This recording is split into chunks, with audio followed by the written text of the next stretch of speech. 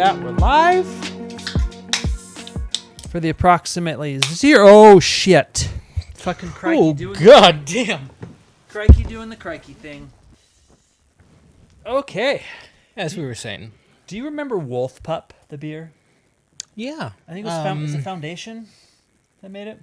No, it was in an LA brewery. It was a session IPA. You're right. It was Golden Road. Golden Road, yeah. I loved that beer, but like 7 out of the 15 cans in a box would do that. Mm. And it was like a whole summer of just like big surprises. Essentially, I was just like, okay, that's an over the sink beer. To me, not to this beer, even though it is a very delicious beer. Starting off hot. Last week we had some issues. Unlike this week. Unlike this week, we're not gonna have any issues. It's gonna be clean start from the get-go. Mm-hmm. I am a single producer, and I didn't notice that the audio decided to cut off. I have a new power supply for the audio, and hopefully that will fix it. If not, who knows? So we're gonna do both episode 4 and 5 today. Probably focusing more on 5 just because we already talked about 4 for so long. Yeah. We're all exhausted out about it.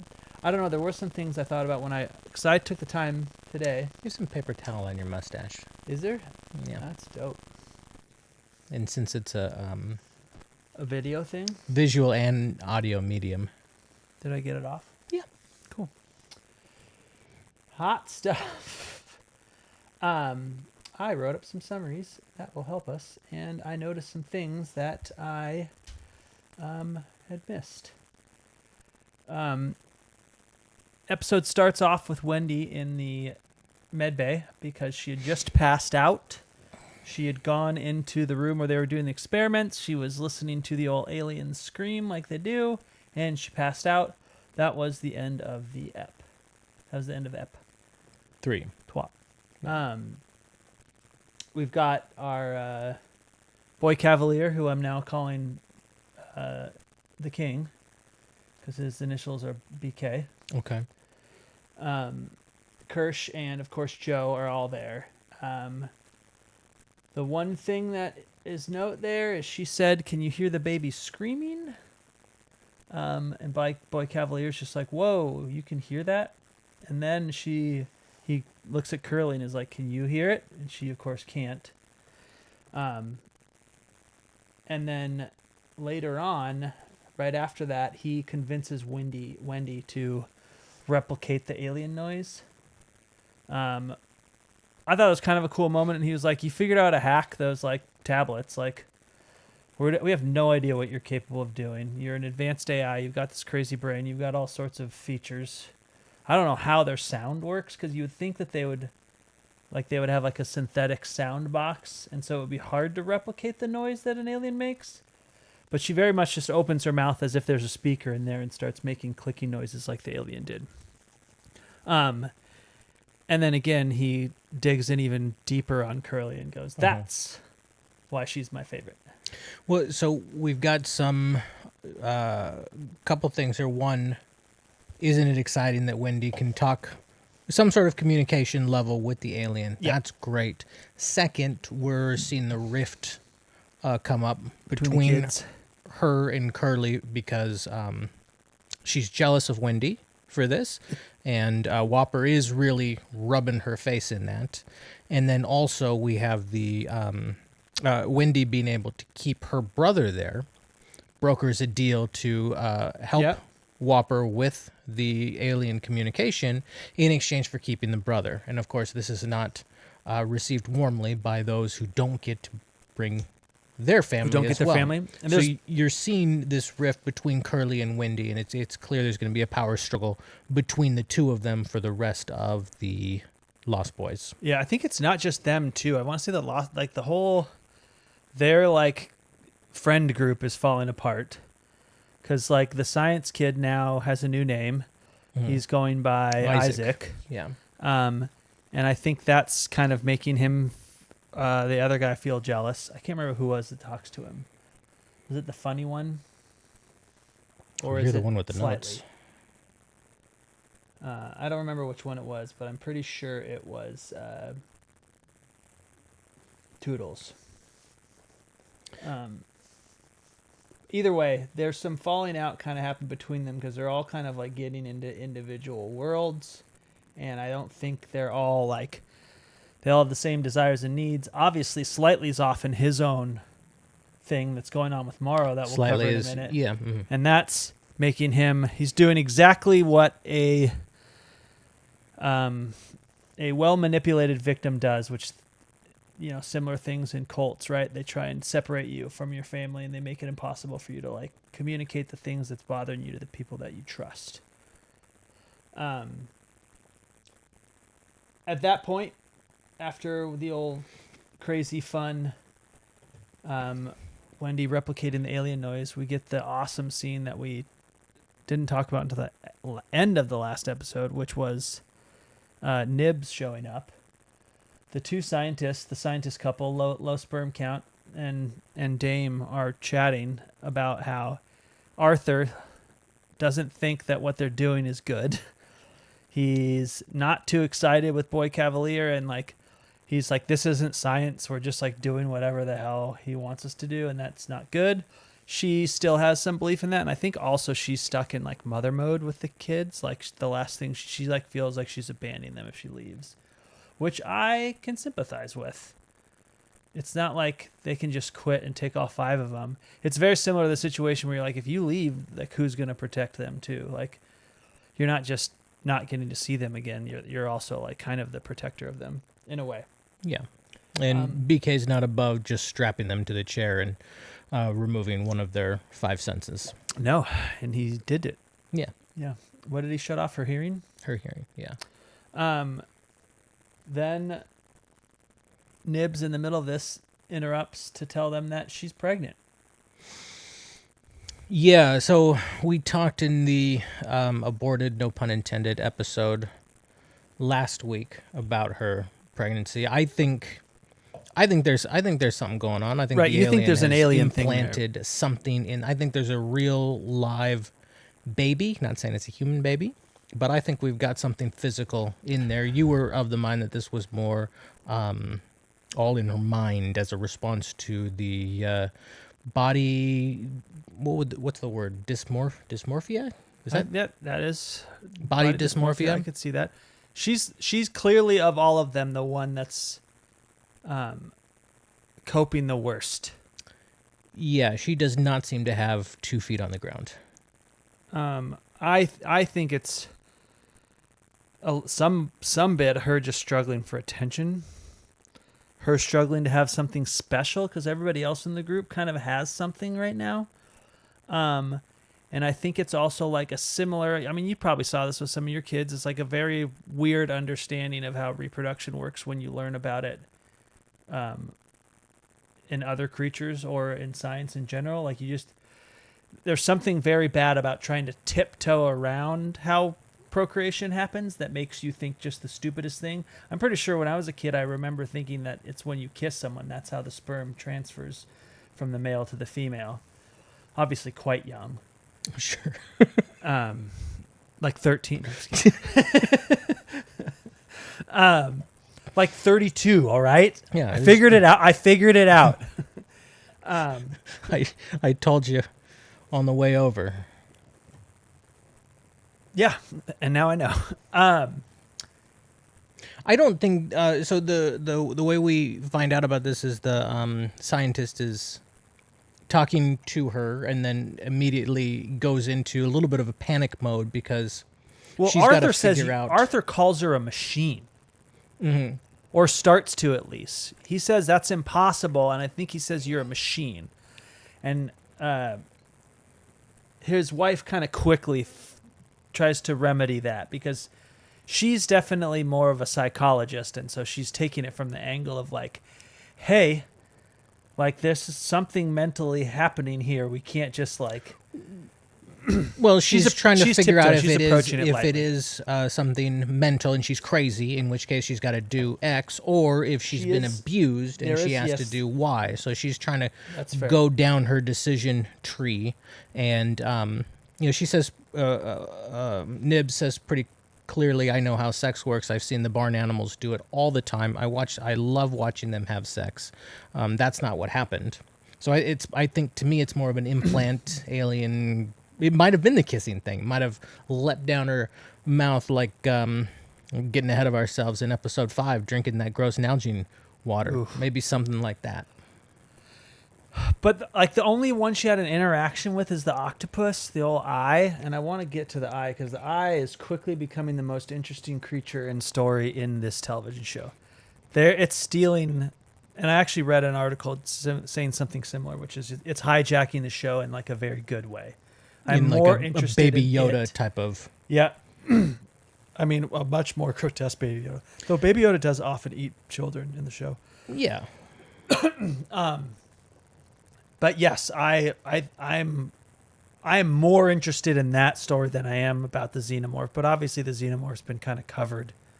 Like we know how it works, we know what it does, we know its physiology, and if you want to get into the Prometheus stuff, we know that like that's what the engineers are searching for is this like origination of life, and some of that DNA is contained in the xenomorph, in a very specific one, the Deacon. But that's for a whole nother podcast. I think, to go back to her nibs, I don't think there's anything there. I think it's all mental.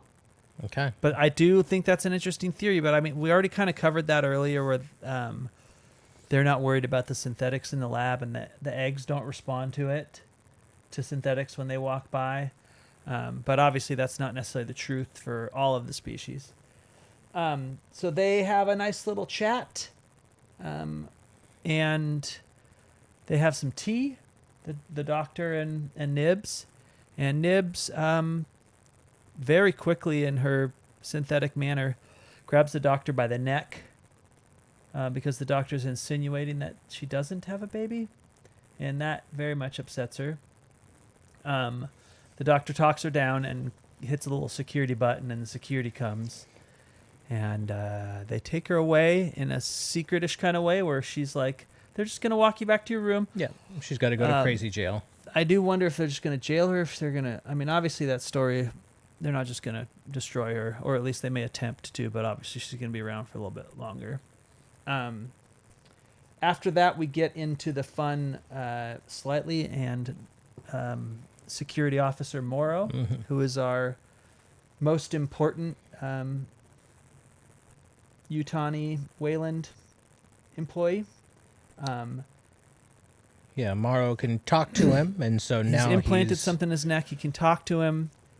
He's blackmailing him. We learned to in the get last access to the eggs. that Kirsch could hear that, right? Yes, that was the last one. Yeah, and he we can talked hear about everything. what is Kirsch's deal. My theory. Still, we didn't get any info about this in episode 5, so I'm still running with my theory that Kirsch is a spy for what's the other company? Morrow's company.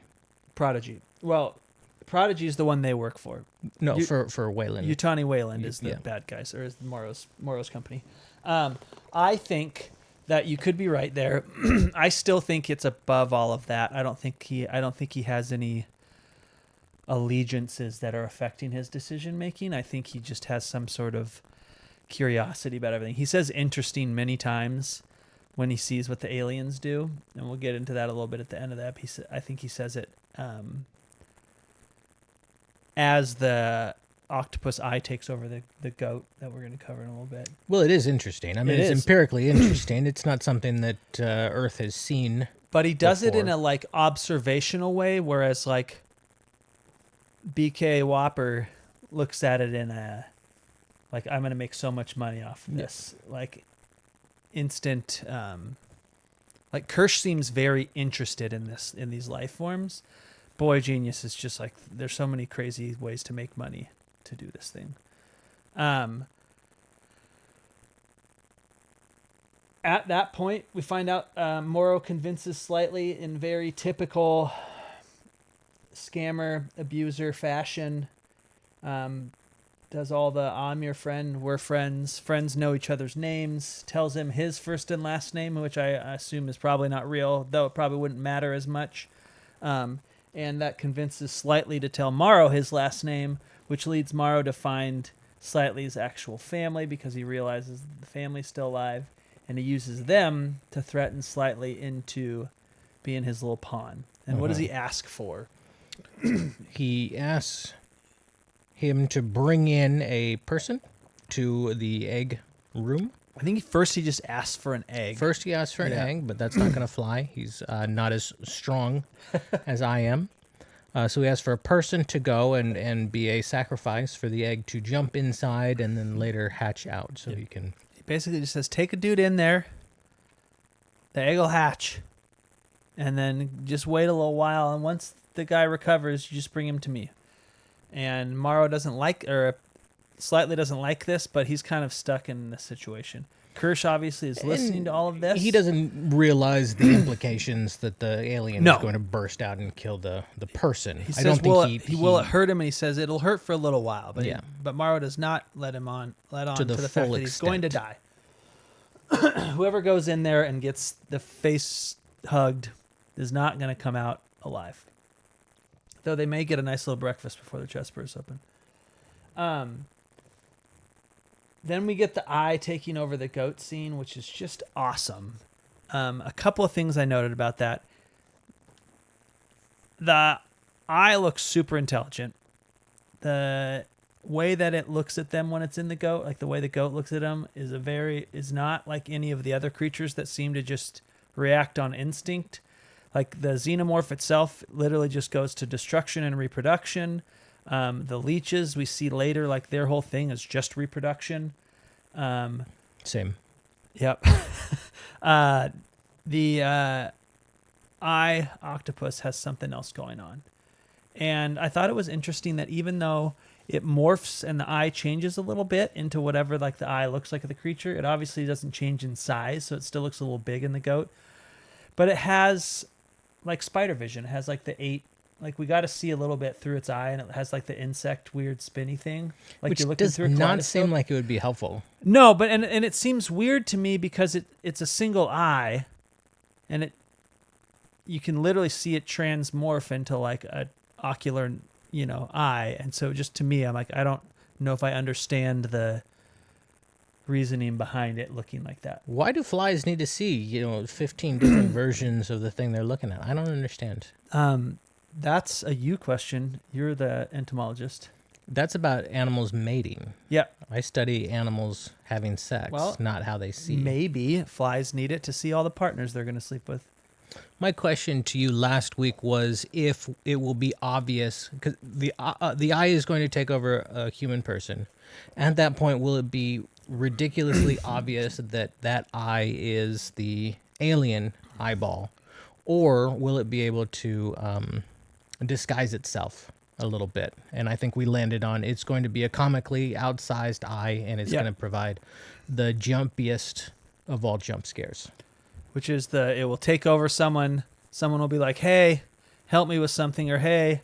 And then you get the slow turn eyeball. And then which we'll discuss later, turned out to absolutely be true. But I do think it is interesting that it makes an attempt to change to look like the creature. Its eye does a little bit, but not like enough. And I think mostly that's just because it did rip out your eye socket. There's some collateral damage to jam this. Yes, there tends to be a little blood around the things. Your eye socket doesn't like it when 8 tentacles reach in to eat up your eyeball. No. Also, I didn't notice. Did it eat the eye? Did it pull the eye out? Did it just shove the eye in? I feel like it kind of. I feel like it kind of like went around it, pulled it out, and kind of ate it. Yeah, I'd believe that. With like the octopus beak, I didn't see it having a beak, but like I think there's kind of a splatter as it kind of went in there. It was a hell of a visual. We go a little bit with his name's Adam, Atom, but Daddy Warbucks, as I call him, the big bald. I think he's like the CEO or something. Anyways, he starts talking to Wendy's brother, and is like, "Hey, you can leave, but you can't leave with her." Literally calls her property of Prodigy. And then he says, if you do leave, we'll need you to pay for that lung that we installed. Which I thought was funny because they're definitely using his lung for some experiments he didn't sign off on. But obviously in this future, the corporations can kind of do whatever they want without any sort of repercussions. So that kind of checks out. And of course, he kind of convinces the brother to stay, which is like the ultimate goal because BK Whopper King thinks that he can help control Wendy, which he obviously can because she'll do anything he says as long as her brother gets to stay. So far. Last bit of the episode is Kirsch watching Wendy, looking at Joe's lung. The alien obviously explodes from said container. I would think they would have done that in a better container. Not a well-built No, it's container. just a fish tank, essentially. No. So the alien hatches, and we got a little baby alien that Wendy is able to communicate with, and they look adorable together. Kirsch is watching all of this happen, does not freak out, doesn't react, doesn't press any buttons, just kind of watches it happen. She starts talking to it. That was my question is, do you think that she's calming the alien down, or the alien is like, oh, I can use you as something? Obviously, it's like a juvenile. I don't know how intelligent the xenomorphs are. They're supposed to be smart in a raptor kind of way, but I don't think they're supposed to be smart in what I think the goat octopus creature is. Yeah, I would assume that's Wendy calming the xenomorph down. I think that makes sense. That makes the most sense. But I do wonder if the alien's going to use this relationship in some way to take advantage of it. Any other notes on that app? No, let's go into 5. I do like that they kind of keep going back from like space horror to interesting stories happening in Never Neverland. This was a really good ep, though. I really liked this ep. And it made me super curious about this octopus alien. I'm like way into this octopus alien now. And I know it's kind of your nightmare, but you also think that's cool. It is cool. It's super cool, but it is a horrible visual. So we're You're jumping. not lining up to You're not lining up to let one take over. No, I don't want to be in the same room with that little guy. Let alone the same planet. Okay. Well, to me, and then we'll jump into Ep 5. To me. Stay golden, Pony Boy.